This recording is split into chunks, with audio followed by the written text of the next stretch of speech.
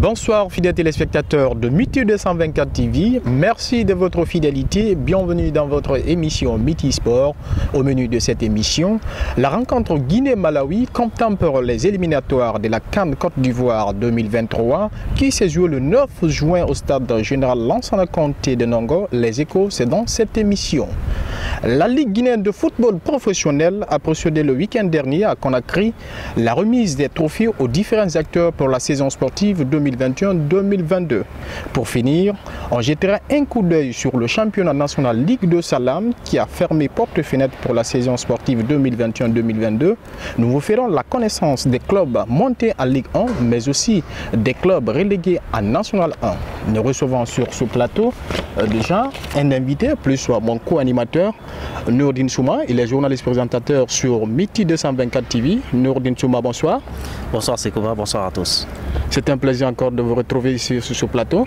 Le plaisir est partagé, c'est fut pour moi un plaisir de partager ce micro avec vous pour cette émission. C'est la deuxième partie de cette émission, comme on le sait déjà que ça va être une émission qui sera à la hauteur. Et le week-end qui est bombardé par la pluie à Conakry, ça va du coup? Oui, le week-end, on sait déjà que c'est pas facile avec cette saison de pluie, mais on peut dire qu'alhamdoulilah pour le moment, ça va alhamdoulilah. Merci, ça va alhamdoulilah. On va se diriger vers notre invité, Ousmane Kamara. Il est journaliste commentateur sportif. Ousmane Kamara, bonsoir. Bonsoir à vous, Bassekou, à tous nos milliers d'auditeurs et téléspectateurs. Merci quand même d'honorer à notre invitation ici sur ce plateau. C'est un grand plaisir pour moi d'être avec vous. Et je crois que ça ne sera pas la première fois. Non, non plus, Inch'Allah. Ici pour la présentation, Souma Sekouba, nous vous sollicitons de garder la patience. Nous revenons juste après cette pause pour vous décortiquer de fond en comble le menu de cette émission. Retour sur ce plateau pour vous parler de ce menu de cet après-midi avec notre invité. Pourquoi pas mon co-animateur, Nourdine Souma. On va commencer d'abord par la rencontre Guinée-Malawi qui s'est jouée ici au stade général Lansana Conté de Nongo, où ça a été soldé par un score d'1-0, but marqué tardivement par l'équipe guinéenne. Pour vous, vous étiez là quand même comme l'envoyé spécial de Miti 224 TV. Comment ça a été passé ici au stade général Lansana Conté de Nongo? Et merci encore de me donner l'opportunité de m'exprimer devant nos millions de téléspectateurs qui nous partent de partout dans le pays. Je pense que ça a été un match vraiment où on a assisté à des spectacles. On a vu une équipe jeune dirigée par Kaba Diawara. On a vu une équipe qui respectait toutes les normes d'ailleurs du football, le choix tactique, le choix technique. Il y avait tout ça là dans cet jeu. Mais ce qu'on déplore déjà, c'était par rapport à une domination stérile qu'on a vue, puisque le Sili national était beaucoup plus supérieur face à la formation malawite. Malawi qui était là à chercher un match nul, parce que lors de la conférence d'après-match, on a vu la détermination de l'entraîneur, de son sélectionneur qui disait qu'ils ne sont pas venus à Conakry pour faire une promenade, c'est pour prendre les 3 points. Donc avec cette équipe du Sili national, on a vu il y avait certes des occasions qui étaient beaucoup plus rares, parce qu'en première mi-temps on en avait eu 2. Il y avait Guirassy qui n'a pas profité de son occasion, il y a Yang aussi qui n'avait pas aussi mis, qui avait pris un peu de temps pour mettre ce ballon au fond du filet, mais ça a été quand même un match vraiment spectaculaire que nous avons assisté au stade général Lansana Conté, parce que au niveau de la défense, il y avait beaucoup plus de la sérénité avec la présence du jeu de Valence. Il s'agit de Diakabi avec Mohamed Ali qui était beaucoup plus serein. Il y avait aussi la frayeur qui était là parce qu'on savait déjà que l'autre là était beaucoup plus blessé. Antoine Conté qui était revenu, qui avait occupé son côté droit. Il y avait Saga aussi qui occupait aussi son côté gauche. Pour ne pas vous couper la parole, je reviens un peu sur le remaniement parce que vous avez vu, vous étiez là, vous avez regardé le classement, le premier classement de Kaba Diawara qui était un peu différent du classement qu'il a effectué du côté de l'Égypte. Pour vous, est-ce que ce changement de classement a donné beaucoup plus de fruits parce que vous avez parlé de la non-fertilité de cette ligne d'attaque? Oui, bon, parce que Kaba Diawara a opté pour un système de 4-2 avec un Nyanya qui accompagnait Guirassy dans le point de pénalty. Donc on a vu avec 4 milieux de terrain qui étaient composés de Amadou Diawara, de Nabi Keita, de Cissé. Il y avait aussi Agibou qui était beaucoup plus bas parce qu'il jouait le rôle du milieu de terrain. Donc avec 4 défenseurs aussi, parce que ça n'a pas été facile pour cette équipe, parce que c'était la première fois que Nyanya fasse son entrée dans cette équipe de Sili National, équipe A. Donc il a eu l'opportunité d'être titulaire aux côtés de Guirassy. Donc il y avait manque de compréhension entre ces deux joueurs parce que Guirassy qui décrochait beaucoup plus par rapport à Nyanya qui devait rester sur le point de l'attaque. Donc il y avait des petits soucis par rapport à ce jeu. Donc ce qui reste clair au niveau du changement, on a vu que Moriba Kourma qui était absent, c'est Bassissi qui est rentré à la place de Moriba Kourma. Dans l'axe, il y avait le joueur de Young Boy, il s'agit de Mohamed Ali qui a remplacé Sedousso. Donc à ce niveau, moi je pense que avec cet effectif, il y a pas mal de problèmes, mais ce qui reste, il y a l'animation offensive qui manque dans cette équipe. L'animation offensive qui reste dans cette équipe, Ousmane Camara, vous avez suivi Nourdine Souma d'ailleurs qui évoquait sur cette performance de Sili National de Guinée qui est juste, qui était là sur cette pelouse générale Lens, on a compté de Nongo. Vous étiez là, je crois bien, pour suivre cette rencontre étant un journaliste commentateur indépendant. Quelle analyse avez-vous fait dans cette rencontre Guinée-Malawi? Journaliste, commentateur indépendant, vous avez retiré ce mot, voilà, ça part bien. Je dirais que c'était un match assez important pour toute chacune de ces deux équipes quand on sait que Malawi qui était en déplacement, même si son premier match... Et ils avaient forcément besoin de la victoire pour aller se placer en première position au niveau du tableau de classement. L'importance, voilà, ces jeux, ça n'a pas répondu, tandis que la Guinée qui jouait non seulement pour la victoire tout comme Malawi et qui jouait devant son public et qui a parvenu bien sûr à réaliser l'essentiel qui était de marquer forcément, peu importe le temps auquel le but est marqué. On s'en fout, les joueurs du Sili National, les Kabayaora, je parle au nom de ces acteurs.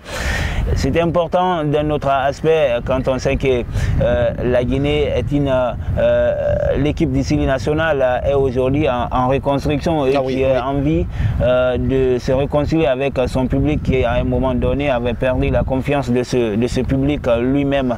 Et face à cette équipe de Malawi, on a vu c'était un match qui se joue avec plein de caractères, même s'il y avait un petit peu remaniement au cours du jeu parce que c'était pas du tout la même physionomie que le match contre l'Égypte. Vous l'avez dit tout à l'heure, il y avait un petit changement au niveau du classement, mais puisque ça se passe comme ça dans les vestiaires avec le coach contre l'Égypte, on sait que l'équipe jouer avec énormément une organisation. Est-ce que Ousmane Camara, Nourdine a touché un aspect très important lors de la première sortie de cette formation du Sili National de Guinée, mais aussi la deuxième sortie ici au stade général Lansana Conté. Je crois il y a eu toujours ce manque de réalisation au niveau de la ligne d'attaque parce qu'on a vu face à cette formation égyptienne, il n'y a pas eu beaucoup plus de concrétisation, il n'y a pas eu de sérénité au niveau de la ligne d'attaque.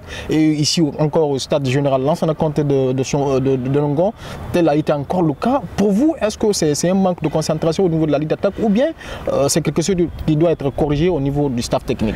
Pas forcément un manque de concentration. Je l'ai dit tout à l'heure, c'est que l'équipe de Guinée est aujourd'hui une équipe qui a besoin énormément de travail. Et on ne peut pas se concentrer si l'on n'a pas travaillé. Aujourd'hui, c'est une équipe qui est composée a priori des joueurs qui ont leur première expérience, leur premier pas dans cette équipe. Et ça ne peut pas aller au rythme à une grande vitesse, je vais dire, prendre allure du jeu alors qu'on ne se connaît pas.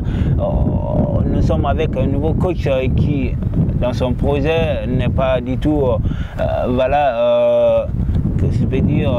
qui n'est pas du tout, il n'a pas commencé à élargir à élargir non seulement, mais aussi il n'y a pas une cohésion totale et entre lui et ces joueurs-là. Manque de concentration, non, je dirais. Aujourd'hui, nous travaillons sur l'organisation de cette équipe comme ça a été prouvé lors du match contre l'Égypte. Là, on parlait de l'organisation parce qu'il y avait totalement un changement de jeu. On voyait une autre équipe du Sili National contre l'Égypte que celle qui avait participé à la Coupe d'Afrique, la dernière édition au Cameroun.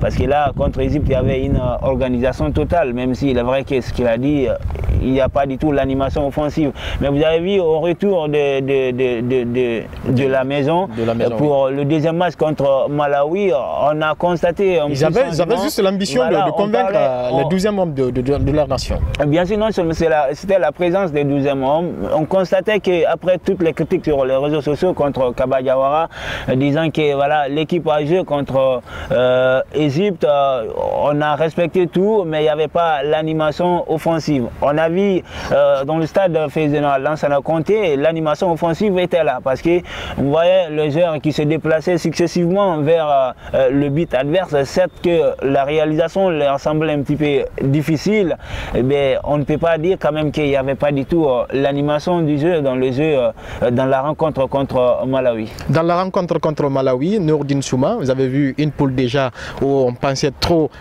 au favoritisme des deux nations, je veux parler de l'Égypte et de la Guinée, mais qui commence à être très difficile parce que l'Éthiopie qu'on attendait en bas qui se retrouve juste en haut du tableau. Pour vous, est-ce que le style national de Guinée doit encore redoubler d'efforts au même pour leur prochaine sortie contre l'équipe éthiopienne? Pas forcément contre l'équipe éthiopienne, c'est contre toutes les équipes dans la poule. Parce que vous savez déjà, dans cette poule, on a 4 équipes, y compris la Guinée. Non, déjà, la prochaine rencontre qui est prévue le mois de septembre contre la formation éthiopienne. Je sais, ça dépendra de la préparation de l'entraîneur, c'est le sélectionneur, c'est lui qui sait comment il va aborder ce match. Parce que quand vous regardez cette équipe éthiopienne qu'on a minimisée, moi je me souviens lors de sa sortie lors de la Coupe d'Afrique des Nations 2021 qui s'est jouée au Cameroun, cette équipe a posé pas mal de problèmes à des équipes comme le Cameroun, comme le Burkina Faso, parce qu'ils étaient dans la même poule que cette équipe. Donc ça a été un match un peu difficile. L'Éthiopie jouait à domicile face à une équipe d'Égypte où Mohamed Salah n'était pas sur la pelouse. Il manquait de certains cadres dans cette équipe de l'Égypte. Mais l'Éthiopie a su montrer sa suprématie sur cette équipe en menant 2-0. Donc ça veut dire que tout est relancé dans cette poule parce que l'Éthiopie qui occupe la tête de cette poule, suivi de Malawi, la Guinée et puis l'Éthiopie qui est à la dernière place, parce que tous ces jours au niveau du nombre de buts, c'est pour la raison pour laquelle je parle d'une animation offensive que nous avons besoin ici. Parce que quand on parle de décrochage des joueurs, par exemple avec Serhou Guirassy qui venait chercher le ballon, il faudrait que le milieu fasse beaucoup plus de travail pour trouver ses attaquants dans la dernière passe. Et puis il faut trouver des espaces où mettre le ballon. Naby Keita en avait tenté assez, mais quand vous regardez ces jours, moi j'avais dit que cette équipe de Malawi qui respectait aussi le consigne tactique de son sélectionneur, c'est-à-dire quand vous prenez la sérénité de cette défense malawite, ça a posé beaucoup plus de problèmes parce que c'est une équipe qui ne bougeait pas la ligne. Donc la Guinée devait trouver aussi une stratégie pour contrecarrer la ligne défensive de cette équipe du Malawi. Mais en ce qui concerne le match Guinée et Éthiopie, moi je pense que ça sera un match très très difficile pour la Guinée dans la mesure où chaque équipe de l'Afrique cherche à réorganiser son effectif. Parce que quand vous regardez l'effectif de cette équipe de série nationale, il n'y a que des jeunes joueurs qui sont autour de quelques cadres de cette équipe comme Issa Gassila, comme Naby Keita, comme Amadou Diawara. Ce ne sont que des cadres dans cette équipe, y compris le gardien de but. Mais avec leur expérience, avec la première fois d'aborder les matchs en Afrique qui est un peu plus difficile, il faudrait que Kaba Diawara essaie de travailler un peu plus entre le milieu de terrain et la ligne offensive. Maintenant, au niveau de l'animation offensive, parce que ça dépend aussi du système de jeu de l'entraîneur. Oui. Donc si le sélectionneur met en place un système dans lequel les joueurs doivent respecter, on verra beaucoup plus de difficultés par rapport à cela aussi. Parce que ces jours, on a vu que Hadjibou Kamara qui avait beaucoup plus touché le ballon, est-ce que contre l'Éthiopie il va étudier le même schéma tactique? Ça dépendra de Kaba Diawara, mais de toute façon la poule est déjà relancée parce que chaque équipe maintenant a 3 points. Chaque équipe maintenant a 3 points, d'ailleurs qui est occupée par l'Éthiopie à la première position. Ousmane Kamara, je reviens toujours vers vous pour vous parler un peu la première titularisation d'un match officiel de Yacouba Niania Barry, un joueur, il était déjà le 10e joueur après Moussa Kamara Pimpin, être sélectionné dans cette phase des éliminatoires de la Coupe d'Afrique Côte d'Ivoire 2023. Pour vous, est-ce que ça a été un match réussi de la part de Yacouba Niania Barry? Non, pas totalement. Ça a été une moins réussite, je vais dire, puisque Yacouba Niania jouait au milieu des joueurs qui ne des joueurs professionnels. Bien sûr, même si lui aussi il est professionnel. Oui, qui joue de l'autre côté, voilà, il y a une question de différence. Sur d'autres continents qui n'est pas celui de Yacouba Yaya Barry, c'était pas du tout facile pour lui. Il avait quand même fait son mieux. Quand on joue un match comme ça, un match international, et surtout devant des supporters qui ne disent pas son nom. Devant un public fou, qui peut-être vous n'avez pas l'habitude de voir ce genre de public dans le stade, ce n'est pas du tout facile. Et vu aussi le registre dans lequel il a été utilisé par Kaba Diawara, on peut dire que ça lui a causé énormément de problèmes dans le sens où il n'avait pas du tout la connexion entre lui et Serhou Guirassy surtout, parce que Yacouba Yaya, on le connaît dans sa réputation du jeu, il aime surtout quand il joue dans le championnat guinéen. C'est ce que je vais dire, et surtout la Ligue des champions africaine, c'est qu'il aime toujours se placer là où Kaba Diawara a utilisé Guirassy, et l'utiliser comme un second attaquant autour de Serhou Guirassy, ça a été énormément une très grande difficulté pour lui, je vais dire, parce que là, voir Yaya Barry jouer un match dans son intégralité, même s'il a joué la moitié partie de la rencontre sans se créer des dangers, Yacouba Yaya qui a été meilleur buteur, s'il faut meilleur buteur du championnat. Même le meilleur buteur du championnat. Parce qu'il partageait le même but que Ousmane Condé de Milo, et qu'il n'arrive pas du tout à se créer des occasions, et pour lui et pour l'équipe, ça a été énormément, il y avait un petit souci. Et puisque c'était son premier match, comme vous l'avez dit ici, on n'a pas du tout à l'en vouloir. Ce n'est pas facile de s'adapter dans sa première sélection avec une équipe nationale. Je crois qu'il va quand même pouvoir s'adapter avec le temps, et surtout avec Kaba Diawara qui a commencé à gagner la confiance de son public. Qui a commencé même avec ça aussi, quand vous regardez entre Serhou Guirassy et Yaya Barry, ce sont deux profils qui se ressemblent beaucoup plus. Parce que moi je me souviens lors du championnat d'Afrique des Nations, là où la Guinée a été placée 3e de cette compétition, on a vu Yaya qui décrochait beaucoup plus, il venait chercher le ballon. C'était le même profil avec Serhou Guirassy, donc ça a été beaucoup plus de problèmes. Parce que Serhou aussi qui avait un profil de déviation, qui avait un profil de distribution, donc Yaya voulait jouer le même rôle. Il y avait une distance entre Yaya Barry parce que finalement il y avait même un manque de communication qui relie entre ces deux. Effectivement, parce que ça là on parle de l'expérience, on ne dira pas qu'il n'a pas l'expérience, mais ça manque beaucoup plus, surtout dans l'équipe nationale. C'est pas facile pour ce gamin. Certes, il a un gabarit, franchement, il a du gabarit qui décrit tout de sa compétence, de ses qualités. Donc si toutefois qu'on lui donne beaucoup plus de chances d'intégrer cette équipe, parce que ça dépendra aussi de son travail dans le championnat ou bien dans l'équipe dans laquelle il va évoluer. Donc Kaba Diawara doit essayer de le revoir, parce que comment je comprends la philosophie de jeu de Kaba Diawara, c'est par rapport avec qui Serhou Guirassy peut évoluer. Parce que déjà il y a le buteur des Clermont qui n'est pas aussi arrivé dans cet effectif, qui a le même rôle que Serhou Guirassy en même temps, parce qu'on sait que c'est un grand déviateur qui dévie aussi le ballon. Quand vous prenez Martinez Kanté aussi qui est vraiment bourré de talent tactique, donc ça veut dire que Kaba doit trouver un numéro 9 qui peut rester aussi à la pointe d'attaque, parce que sinon Serhou Guirassy va avoir beaucoup de problèmes, parce que c'est un gars qui décroche beaucoup plus. C'est un gars qui décroche beaucoup de plus. Une première mi-temps où il n'y a pas beaucoup plus de réalisation, malgré il y a des occasions un peu partout entre ces différentes formations, parce que l'équipe malawite aussi n'était pas là pour se promener ou pour faire d'aventure de spectacle devant cette formation guinéenne. On a vu du part et d'autre cette première explication qui était partie dans les WC avec 0 but partout. Et une deuxième explication très tendue avec des différents changements de ces deux côtés. Pour vous d'ailleurs, qui a été finalement envahissement des 12e hommes sur le terrain d'après le but de Naby Keita. Pour vous, est-ce que ça a été juste l'inefficacité organisationnelle de la Fédération guinéenne de football qui est pilotée par le CONOR? L'envahissement du stade ou de la pelouse, il y a plusieurs aspects qui se tournent autour de cette situation. Oui, mais on peut le citer d'ailleurs par la maison mère qui est la Fédération guinéenne de football, qui est l'organisateur l'initiatrice bien sûr de la rencontre. C'est ce que je vais dire. C'est qu'elle ne sera pas épargnée, la Fédération guinéenne de football.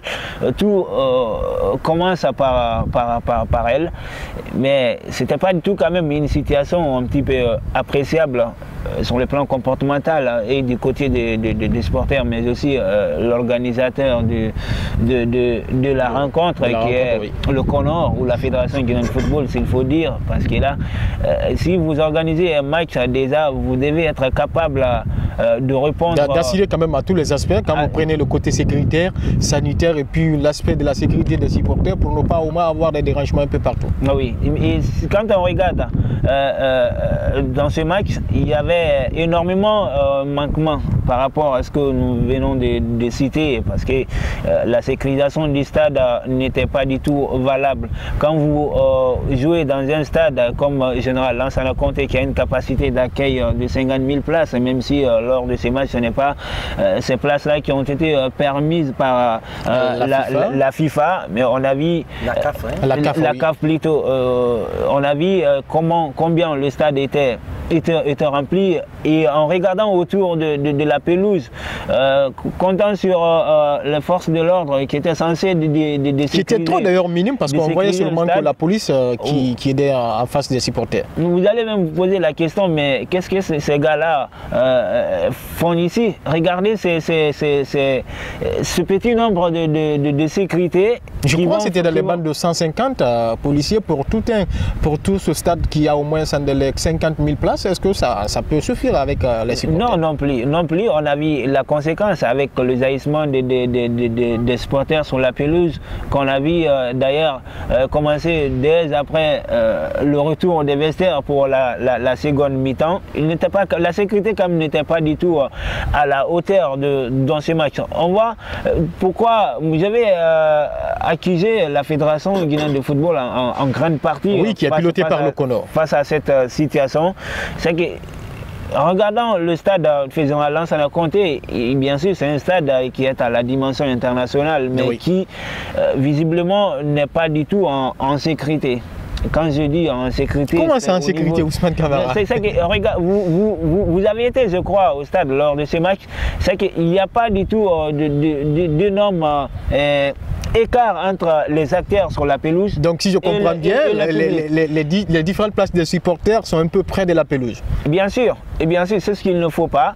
C'est ce qu'il ne faut pas, parce que nous connaissons la mentalité de nous, les Guinéens. Ce n'est pas une injure, je fais. Vous le savez très bien, même pas avec les Guinéens, le football évolue avec la passion. Surtout son émotion. Et surtout une équipe du Sili national qui sa présence a manqué son public depuis un bon moment, et jouer dans un stade qui n'est pas forcément sécurisé, et qui ne laisse pas la distance entre le public et les heures, ça allait forcément se passer comme ça s'est passé ainsi. Ça allait forcément passer comme ça allait passer, c'est sûr. Nourdine Souma, vous étiez là pour Midi 224 TV. Vous avez regardé la fin de cette rencontre, surtout vers la 90e minute, le temps additionnel où Naby Keita parvenu à mettre au fond du filet. Il y a eu l'envahissement de la pelouse complètement ici au stade Général Lansana Conté de Nongok. Pour vous, est-ce qu'il y avait un manque de sécurité totale dans l'enceinte de ce stade?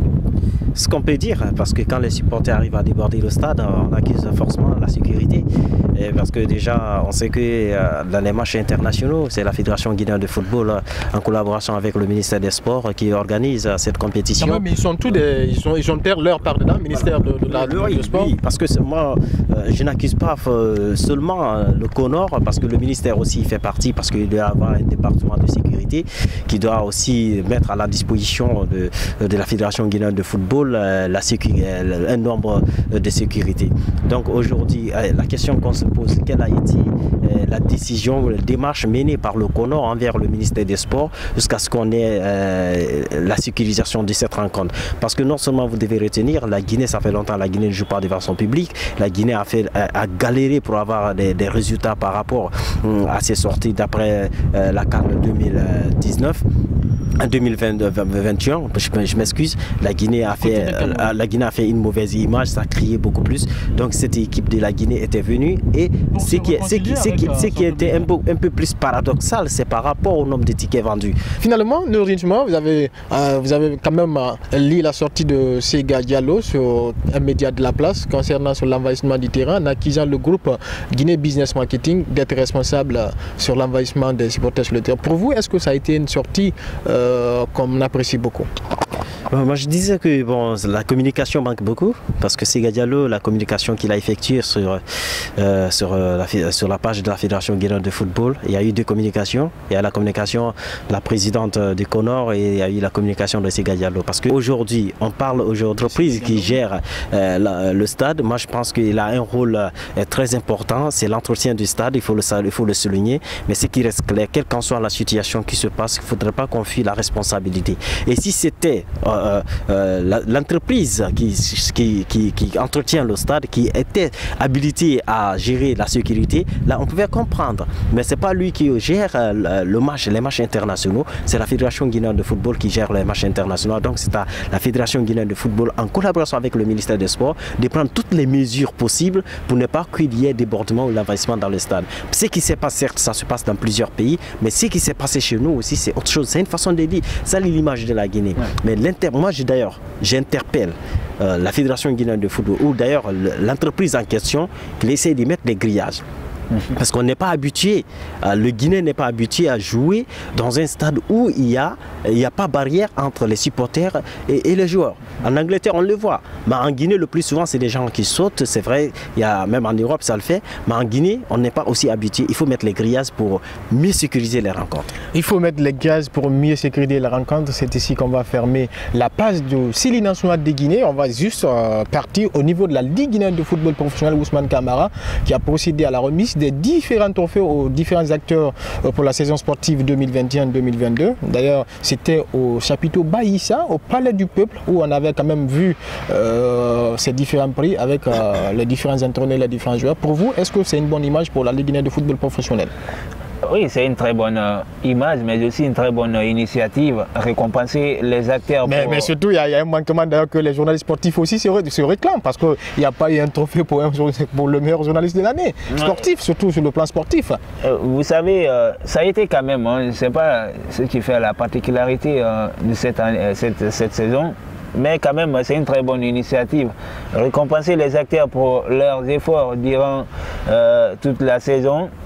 Là vraiment, même si parfois on fustige la qualité de notre championnat disant que ce n'est pas un championnat professionnel, c'est vrai, mais à s'attendre comme ça à un trophée après, à l'issue du championnat et après... Et ça va donner beaucoup plus aux autres joueurs de mouiller le maillot au moins pour avoir un trophée dans sa carrière. Et surtout l'envie, voilà, aux autres jeunes qui montent en puissance avec leur talent footballistique de se penser dans un premier temps à passer par leur championnat avant de filer ceux qui ont la chance vers d'autres continents pour aller peut-être monnayer leur talent. En tout cas, moi, je trouve une très belle initiative, cette récompense ou ces différents prix discernés aux différents acteurs qui peut-être sous le jeu de ces membres de la Ligue guinéenne de football professionnel ont intéressant, ou ces joueurs, ou ces acteurs qui ont été récompensés par leur travail fourni pour la saison sportive 2021-2022. Par le mérite, je vais dire.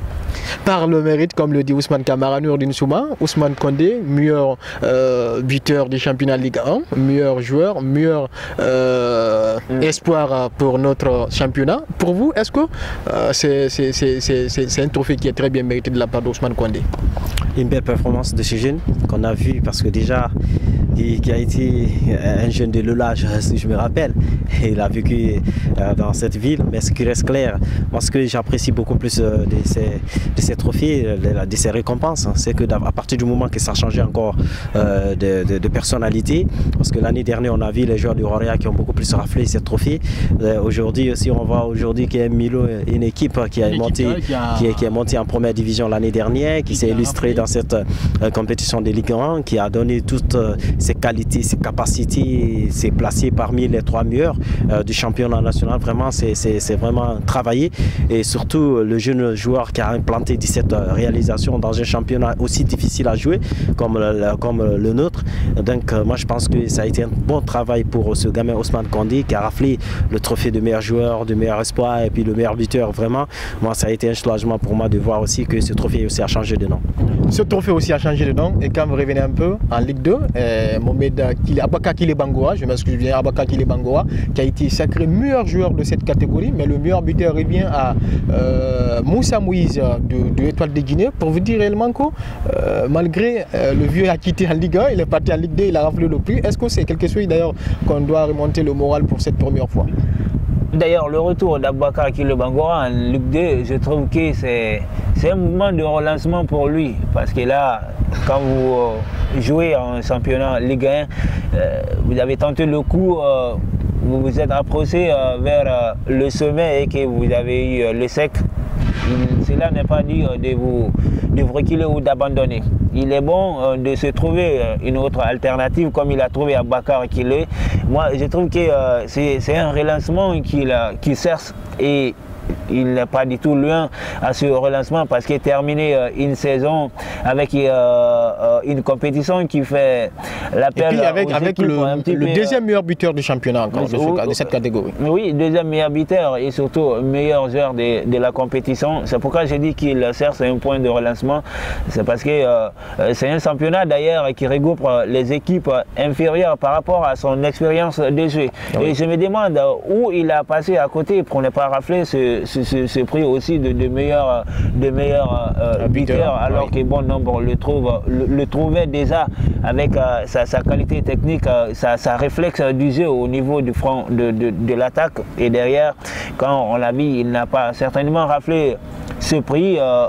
Il n'a rien à dire par rapport à sa performance, parce que déjà vous avez parlé de la vieillesse, peut-être qu'il commence à taper à sa porte, mais aussi il a fait la lutte avec des jeunes qui montent en puissance. Ah oui, effectivement. Tout comme il l'a fait Ousmane Kondé, vous l'avez dit tout à l'heure, en Ligue 1, et pourtant il y a des doyens qui évoluent déjà dans le championnat et qui n'ont pas eu la chance de rafler ce prix de meilleur buteur. Surtout avec une première expérience pour le Milieu FC, Ousmane Kondé, sa première expérience, et il parvient à rafler 3 trophées. Ça, c'est un pari gagnant pour ces jeunes qui remplit de projets. Il a plein de projets sur ce gamin. Je me rappelle lorsqu'il avait passé dans l'autre émission où il avait exprimé ses projets. En tout cas, il a mérité quand même ce qu'il a réussi. Tout comme Aboubacar Kile, il n'a pas démérité quand il n'a pas été meilleur buteur forcément, mais le titre de meilleur joueur, je peux dire qu'il le mérite.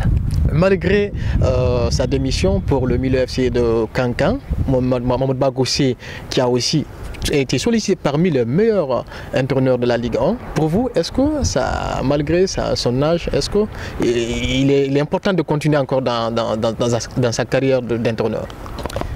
Bon, l'âge ne fait pas défaut, c'est le travail qui montre la capacité de l'homme. Quand vous regardez, c'est Mohamed Bagossi qui a le travail qu'il a battu en cette équipe des Milo, en deuxième division jusqu'en première division. Parce que moi je pense qu'il avait fait tout le boulot en première division avant de démissionner, parce qu'il cherchait à repositionner. C'est à lui d'ailleurs qui a inscrit le nom de Milo FC dans l'histoire du football guinéen. Justement parce qu'il a repositionné cette équipe en Milo parmi les 5 qui luttaient pour la place africaine. Donc il a vu que le boulot était déjà effectué, donc il a voulu prendre un peu de temps, ce que moi je pense. Donc il a donné le travail à quelqu'un d'autre qui a abouti à ses travaux, à sa politique, à sa philosophie de jeu. Moi je campe avec cette équipe jeune des Milo qui jouait, qui avait du mal à perdre ses matchs à domicile, et Gaucher qui a fait un travail vraiment exceptionnel pour cette équipe en deuxième division jusqu'en première division.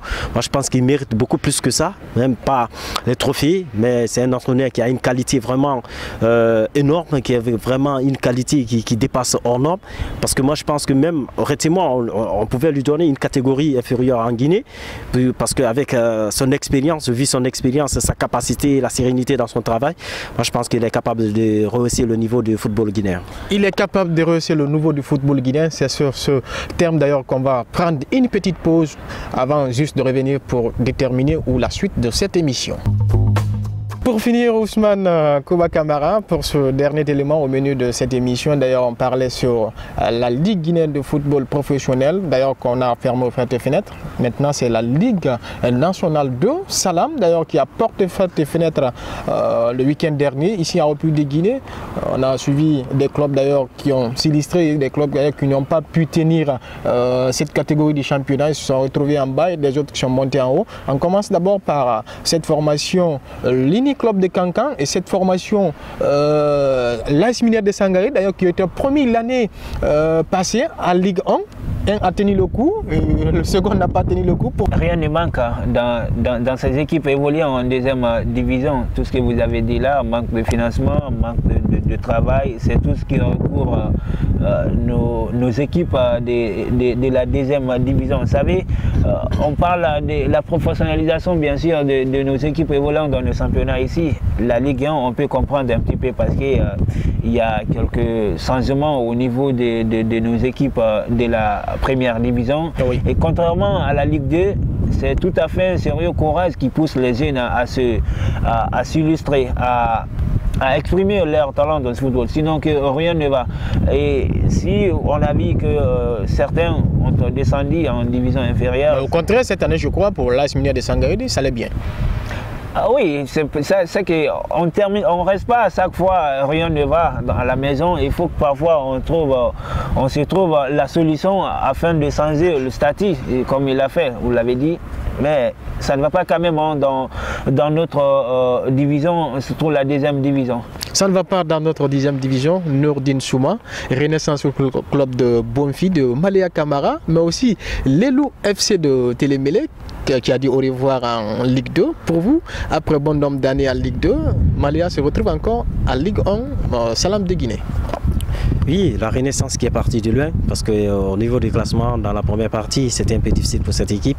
On a vu l'Étoile qui avait oui, là, vous n'avez parlé de l'Étoile, je me rappelle bien lors de la rencontre entre Étoile de Guinée et cette formation Renaissance, d'ailleurs qui a poussé un peu au retrait de l'entraîneur de l'Étoile de Guinée, qui est Kamfori Silla, je m'excuse, qui est Kamfori Silla, où Maléa avait taquiné Kamfori Duiko, qui n'atteint même pas à Montséville, et finalement il a atteint l'objectif, il est aujourd'hui champion de cette catégorie du championnat. Pour vous, est-ce que ça a été un travail élaboré ou un travail très bien mérité de Renaissance au club de Bonfi? C'est ce que je disais avec cette équipe de Renaissance qui avait des difficultés au début de saison, Donc cette équipe a beaucoup plus travaillé, il a eu la sérénité, la concentration, parce que le travail qui a été abattu au sein de cette équipe, ça a été un travail énorme. Parce que quand vous regardez la Ligue 2, c'est l'un des championnats les plus difficiles à jouer, où on retrouve, il n'y a pas un favori d'ailleurs, parce que le favori qui était, c'est l'AS Minière de Sangaré, parce que personne s'attendait que l'AS Minière allait céder sa place. Donc on a vu le derby qui a opposé l'AS Minière Sangaré et puis la Renaissance, où la Renaissance avait pris le dessus, et puis il y avait eu match nul entre ces deux, mais il y avait un point de différence. Donc ce qui a fait que l'autre là a été champion. Mais ce qui reste clair, vous comprendrez que l'Étoile de Guinée avec Kamfori Silla que vous avez dit, il a beaucoup plus travaillé sur cette équipe. Il a été serein, il a placé cette équipe au niveau de la première place en phase aller. D'ailleurs, jusqu'à un certain moment, on a vu que maintenant il y avait des gros aussi qui venaient en force, tels que l'AS Minière de Sangaré et la Renaissance. Donc au final, ces deux équipes-là ont été des sacrés. Ils vont retrouver maintenant la Ligue 1 pour la Ligue 1 l'année prochaine. Moi, je pense que ça a été un travail vraiment dur, parce que si vous comprenez par exemple avec les équipes de la Ligue, que ce soit en Ligue 1 ou en Ligue 2, il n'y a pas de constance dans ces équipes. Le plus souvent, c'est des matchs. Quand vous gagnez un match aujourd'hui, demain vous partez, vous ratez le match. Donc il n'y avait pas de succession de victoires. Les matchs ne sont pas alignés à tout dérouler consécutivement. Donc ça veut dire que c'est un peu difficile pour cette équipe de Renaissance, mais au finish, il a cru à son courage, à son destin, et il est arrivé au bout. Maléa a cru son destin, d'ailleurs, qui a finalement revenu au bout. Merci, fidèles téléspectateurs de Métis 224. C'est sur ce mot de Nourdine Souma qu'on va fermer porte et fenêtre de cette émission. Mais avant de vous quitter, Ousmane Camara, ça me reste qu'à vous dire merci. Merci à vous, Souma Seko. Merci à mon cher Souma. Et je crois l'espoir de vous retrouver prochainement dans cette émission. Oui, on est disponible à tout moment. Et Nourdine Souma, peut-être prochainement, ça sera le second présentateur de cette émission, Métis 224, pour le dimanche prochain. Inch'Allah, ça sera pour le dimanche prochain, mais permettez-moi de présenter mes condoléances à l'association sportive de Kaloum, de CI Kamsar, CI Kamsar, Club industriel de Kamsar, qui a perdu son chauffeur hier tard la nuit. Donc toutes mes condoléances à cette équipe et à la famille biologique de ce monsieur. Et à la famille biologique de ce monsieur. Merci fidèles téléspectateurs de Midi 224. C'est la fin de cette émission. Derrière les caméras, Sirajo Dinba nous a assuré le cadrage et tout est réalisé par Fascine Silla. N'oubliez pas de vous abonner sur cette page YouTube Midi 224 TV, mais aussi de liker sur la page Midi Communication qui vous assure les événements importants dans cette chaîne Midi 224, la télé des jeunes. Merci, on vous retrouve prochainement, même heure et même chaîne.